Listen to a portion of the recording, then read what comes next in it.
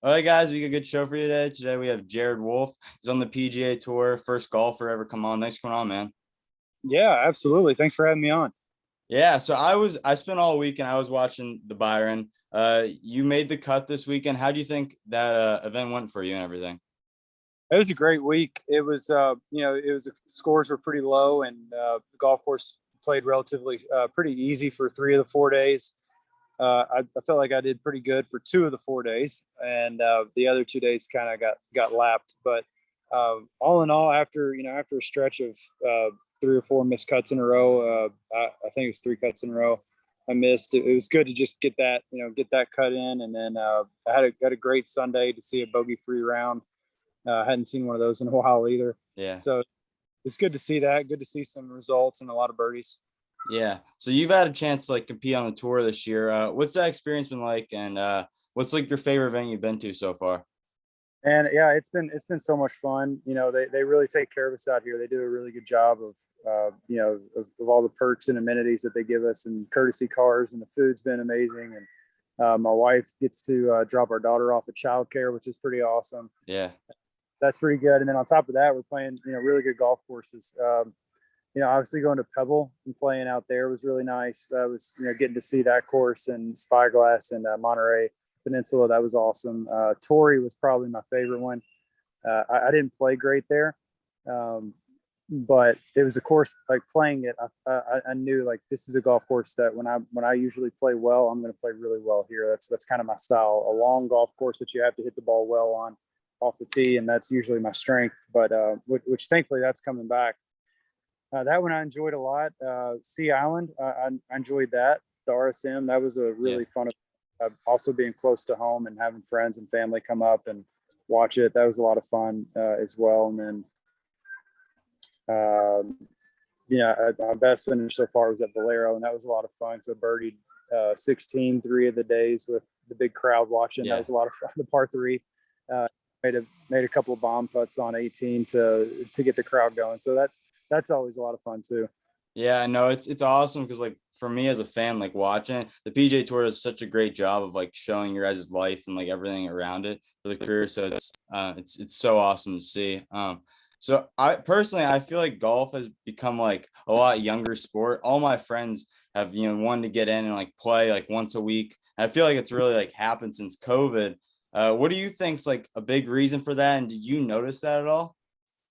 Yeah, like you said, that whole season it has just made golf exponentially bigger. And it's hard to find tee times. It's hard to find enough golf equipment in stores and things like that, which is a great thing for golf and growing the game and everything. I think just the fact that the average age on tour, now is in like 26 or something like that versus what it was 3 or 4 years ago. It was in the 30s. It's just the best players in the world, like Scotty Scheffler and all those guys. They're all in their mid 20s, and I Yeah. think that's appealing to the younger crowd instead of seeing there's somebody their dad's age out there playing and pleated high water khaki pants and a oversized cotton shirt. Now it's an athletic sport. I'm seeing a lot more golf hats on younger people walking around just in public with that, not around a golf course. So I think it's great. Yeah. So growing up, how'd you get into golf? And did you play any other like sports growing up?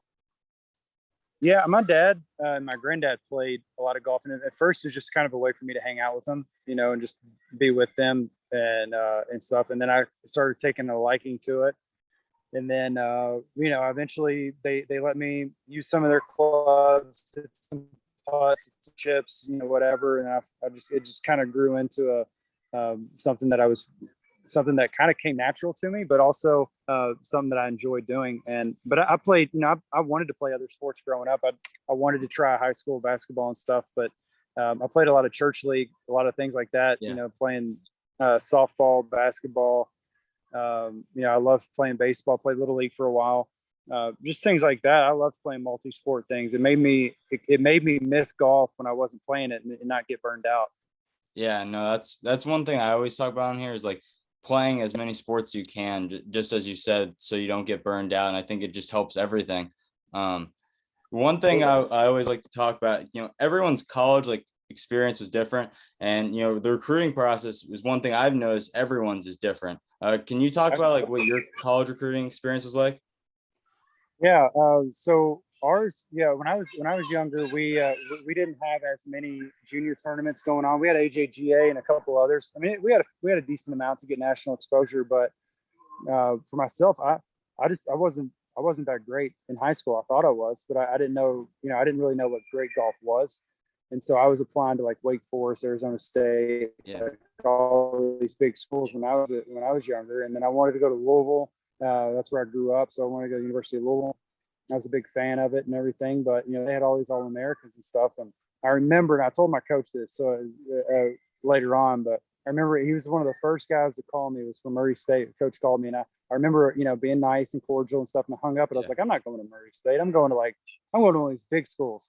And then, by the end of it, Murray State was a Division I school that, I went on a visit and ended up loving it. And, I didn't get any offers from the big schools. And in hindsight, I'm pretty happy with the journey that it was, being able to go to a smaller Division I school like that. We didn't have the pressure on us to perform. We weren't out there at 3 a.m. doing workouts and stuff, but Yeah. we were having a good time. We were getting better at golf, and that's the best part about golf. You don't have to go to Alabama to get recruited to go play, PGA Tour golf. You earn your way there. But as far as the recruiting process goes, I sent videos and sent resumes out to as many colleges as I could, and just tried to get as much exposure as I could to all these coaches to let them see my swing and, see scoring averages and grades and all those kind of things. And it ended up working out that Murray was the best offer. Yeah. So for me, like my first year this year just playing college sport, I learned so much. I think it's like I've learned more this year than I have, ever like in, the 14 years I played this sport before. What was one of the biggest things you learned during that time in college? Man, I just kind of learned that, I may have been the best in my area as a junior golfer, but there was 1,000 other guys just like me that were better. Yeah. And I had to figure out, how do I get better? How do I, how do I improve and start beating these guys? One, so that I can travel and play. I don't want to keep sitting at home and while the other 6 guys go play each week. And and we didn't. Our coach wasn't one to teach us how to play any golf, Yeah. but he provided us, opportunity to do those kind of things, and it was kind of on all of us to go do that. Which I enjoyed. I didn't want to have the pressure of the coach telling me how to play their way of golf. So I just dug into teachers and things like that I had to try to get better. But I learned. Man, there's so many things I learned playing college sports. But to me, that's the best way to go through college. That was the most fun. But you just get that brotherhood of guys, and girls I've talked to the same. They've had the same sisterhood with their friends, and you just learn a lot. You learn a lot about how to manage time and manage priorities with your sport, and then you also have class, and you also have the assignments and homework and all that kind of stuff. And nothing changes when you get out of college. The only difference is that's how you're going to make a living for your life. Is you're going to have to balance so many things, and that's the best part about playing sports in college. You learn all that. Yeah, no, I couldn't agree more. So I was watching an interview with you did once, and I was fascinated by something like you said, and you said good players are going to make it. It just takes a matter of time. So you've been all over. You're on the Corn Ferry, the PGA Tour Canada, and then the PGA Tour in Latin America. What were those experiences like, and like what did they like show you to leading up to like where you are now? The process of it was pretty interesting looking back at it.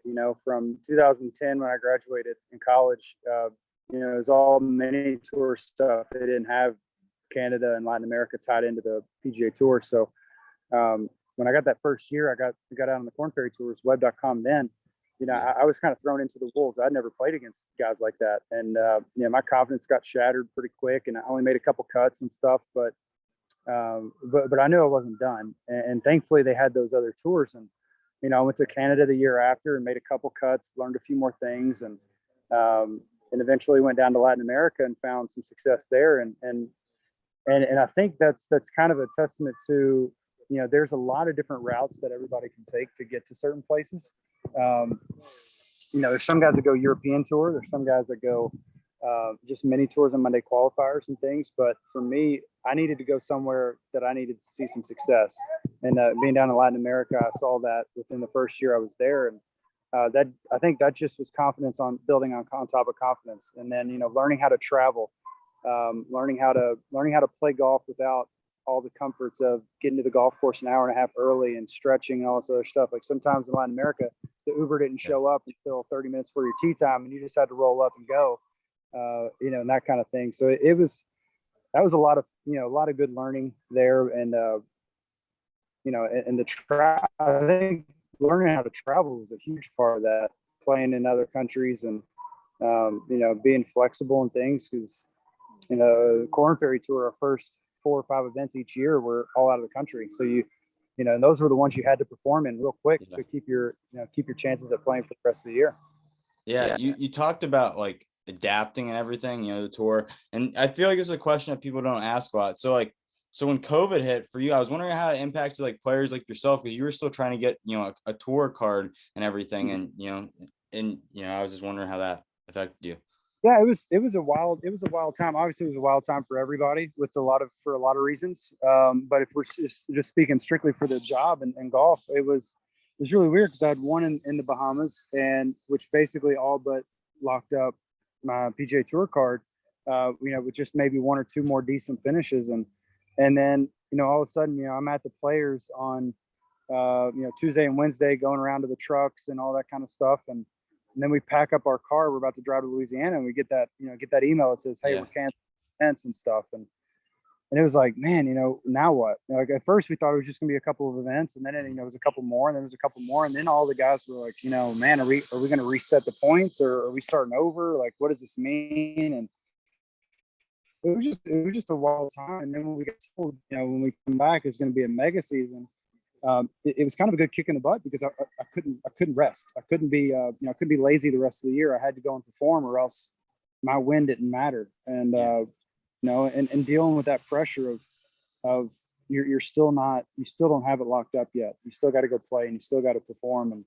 And thankfully, I got another win at the back end of that year, and then had a kind of a slow first half to the 2021 season, and then finished it up strong. So it all obviously worked out well, but a lot of confusion, a lot of patience, and trying to just figure out how to keep the foot on the pedal for another 20 or 30. Well, at that point, it's another 30 events.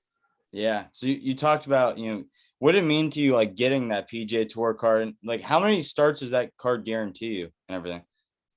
They say that it's roughly around 20 starts that everybody gets when we get our tour card. Some get more, some get less.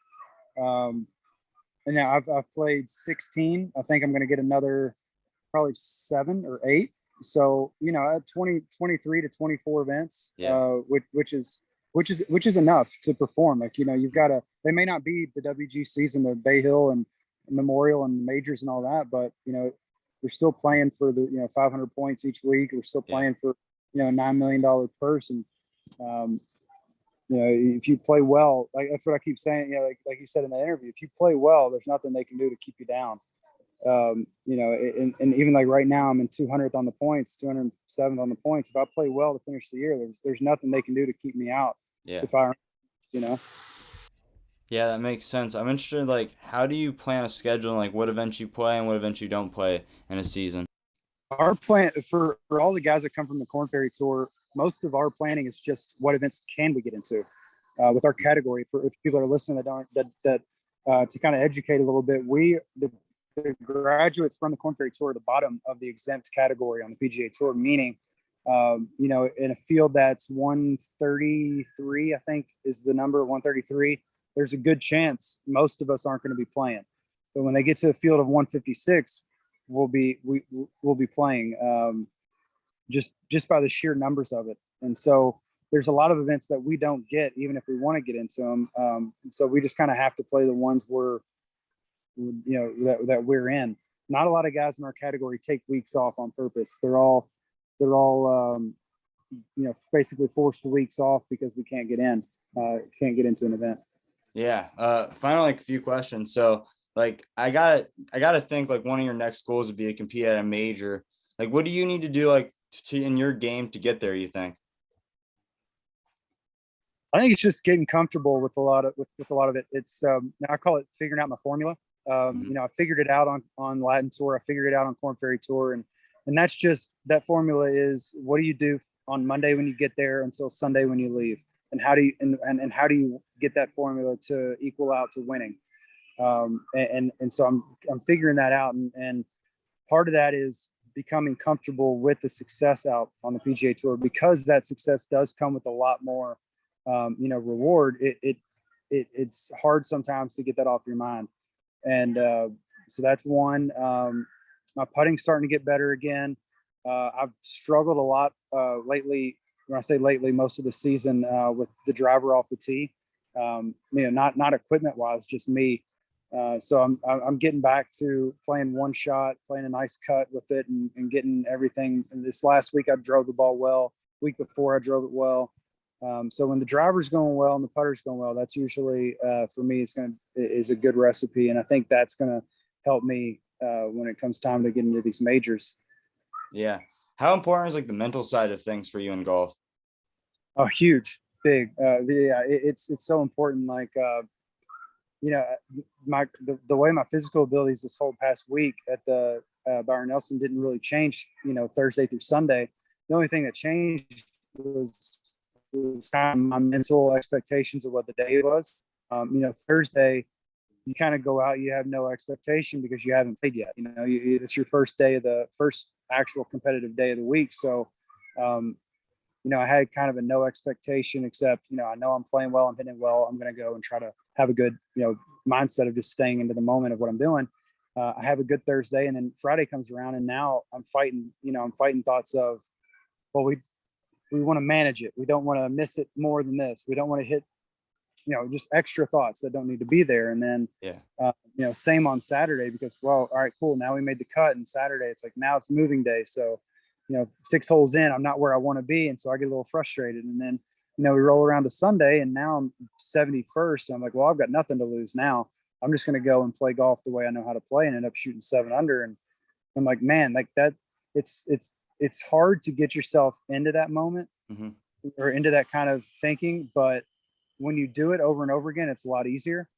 And so I'm kind of hoping to get back into that where I have the right mindset going into the day and the right mind frame, and that usually takes care of itself. Takes care of the score and everything. Not exactly the physical ability because we all have it. And we're all capable of winning at the event each week. It's just who's mentally stronger, whose putts are falling in and instead of lipping out. Yeah, no, I couldn't agree more. I feel like that's the same thing like in tennis and golf. They have a lot of the same similarities because it's like it's us out there doing it ourselves. So that was something I definitely wanted to ask. The last two questions. So I saw last week, your daughter like kind of was in your interview. What's it like having your family there to like watch you play every week? It's really cool, man. It's so fun to have them on the road. They didn't get to go on the road a lot the last couple of years, just because my daughter's mobile now and she's running around, so Yeah. it's hard to do that. But now they're on the road, and it's funny. My wife's there. She comes to most of the rounds. Sometimes she likes to sit in the clubhouse, which I don't blame her. Sometimes I wish I Yeah. could just sit in the clubhouse, but it's just so much fun. And then she does a good job of bringing my daughter out on the last hole, and she'll come running out and give me a hug. And most of the time, that makes me forget about what's just gone on. And it's a lot of fun because it makes everything kind of normal. Yeah. When we're on the road, it makes it home. Yeah, no, that's awesome. We always finish off with this one. So down the line, when your career is over, how do you want to be remembered? That's probably the best question anybody's asked me on a podcast. So good on you for that one. That's a good Thank one. you. You know, without getting too deep, uh, being an older guy playing like as a rookie and seeing how quick people forget people's names and their accomplishments, and how quick people are to kind of throw people under the bus and say that they're just not playing well and that they stop following them. Yeah. I think I just want, I want each week, I want the volunteers, I want the staff, I want the security guards, I want the locker room guys. I want to be one that when I come back the next year that they're excited to see me, or that I treated the fans well, or that they could see that I was just that I wasn't a pill to be around, some entitled kind of guy that just says, hey, you guys are here for me kind of thing. But as far as career, like statistic wise, I'd love to. I just want some wins, man. Yeah. I'd love to be on the Ryder Cup. I'd love to look back and be able to tell stories to my kids about, Ryder Cup days and President Cups days and stuff like that. Like that would just be a lot of fun. And, building up the accolades isn't going to be huge for me. Like I said, because people forget those so quick. Yeah. Stories and the memories and things. I just want, I want people to tell fun stories of when they got to play with Jared, or, when they got to see me or follow me around, things like that. Yeah. Well, Jared, I really appreciate you coming on, man. I mean, I grew up watching the Memorial Tournament. I live right next, so I've loved golf, and it's been a pleasure. And thank you so much for like doing this. Yeah, absolutely. Well, next year when I get into the Memorial, we'll hook up and we'll do this again. Yeah, thank you, man.